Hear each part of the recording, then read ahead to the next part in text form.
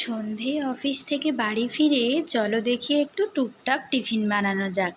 চাউমিনটা একটু ইলেকট্রিক কুকারে বসিয়ে দিয়ে 2-5 মিনিট গরম জলে সেদ্ধ করে নিলেই তৈরি হয়ে যাবে খাবারের প্রস্তুতি।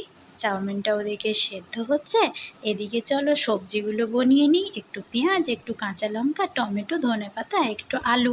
আলুটা কিন্তু আমি চাউমিনে দেবো না, এটা আজ রাতে ভাজা করব। ডিম দুটো নিয়ে চটপট একটু ফাটিয়ে নিলাম একটা ছোট্ট বাটিতে। ডিম ফাটিয়ে রেডি করে নেওয়া হয়ে গেলেই ওদিকে ততক্ষণে রেডি হয়ে যাচ্ছে চাউমিনটা।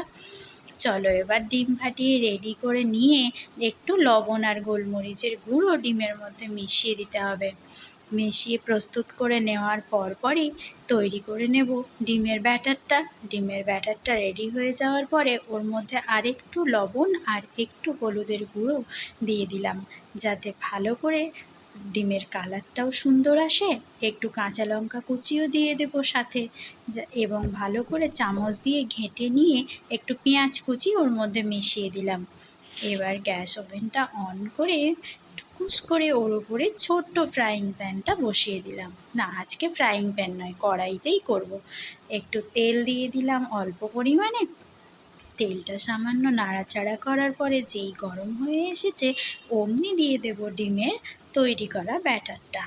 ব্যাস, ফুলে ফেঁপে ডিম একবারে ভাজি ভাজি রব। কী সুন্দর স্মেলটা আসছে, চারিদিকের ঘরটা একবারে মম করছে। ডিমটা আমি অমলেটের মতো করে ভাজছি, কারণ সবটা কিন্তু চাউমিনে দেব না। রাতের ডিনারের জন্য একটু ডিম ভাজা তুলে রাখবো, সেজন্য অমলেটের মতো করে ভেজে আর অল্প একটু ডিমকে ছোট ছোট টুকরো করে নেব চাউমিনে দেওয়ার জন্য।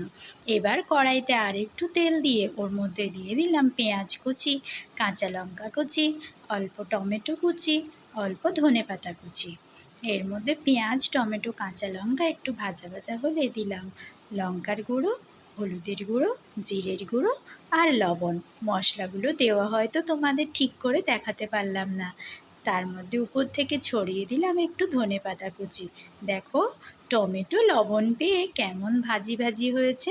এবার দিয়ে দিলাম সেদ্ধ করে রাখা চাউমিনটা, আর ওই যে সেই অল্প একটু ডিম মামাকে ভেজে রেখেছিলাম, মিটিয়ে একসাথে মাখো মাখো করলেই তৈরি হয়ে গেল সন্ধ্যের টিফিন।